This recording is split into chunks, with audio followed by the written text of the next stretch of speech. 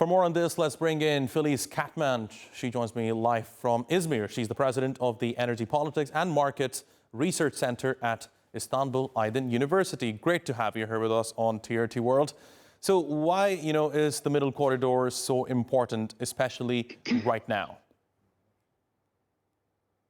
As you have stated already, this is the period where the geopolitical tensions primarily motivate the alternatives' strength. And we have several alternatives. We have Northern Corridor, we have Middle Corridor, and we have Southern Corridor. And the Middle Corridor is the one who is just away from the geopolitical tensions, with more reliable actors that the road passes by.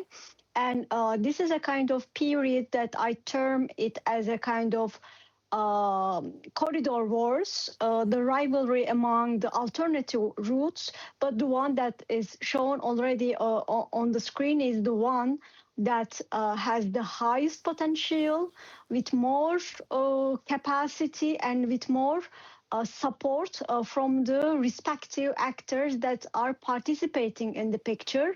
And that's why Middle Corridor is the optimum choice among the alternative ones, which are Southern and Northern corridors. Filiz, what's been Turkey's role in reinforcing the Middle Corridor?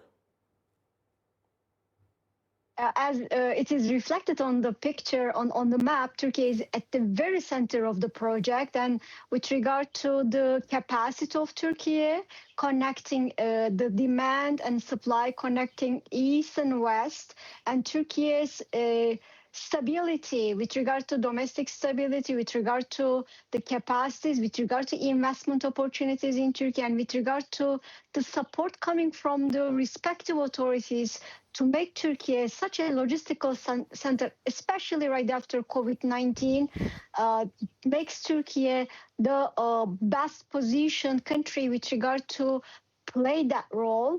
It's not only the country that the route passes by, but Turkey, with the recent efforts made by the President Recep Tayyip Erdogan, make this route more available with regard to the incentives provided, with regard to capacities provided by the industry, and with regard to, of course, the security is the primary with regard to choosing the alternative route. And Turkish security capacity provides extra defensive capacity, provides extra strength to the alternative, and Turkey, that's why, is the primary country in realization of the Middle Corridor, connecting east and west, demand and supply.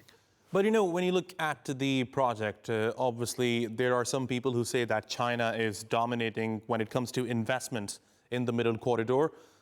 Is that the case, or is this a multi-country project?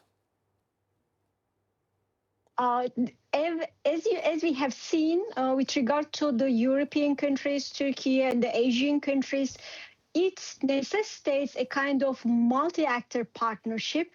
And with regard to ongoing relations between European countries and China, Turkey's position with regard to European Union as a candidate country, and Turkey's relations with the Turkic countries in Asia, and also China, it reveals that it should be a kind of a platform where all countries, with regard to their capacity, they should play a role. And in that manner, it necessitates, instead of one or two countries leading the project, but instead every single one should contribute the project as much as they can with regard to their capacity, with regard to their intention, and with regard to their political will, because without political will, these interests, these investments primarily necessitates a very strong political will, a very much sustainable support, and in that manner,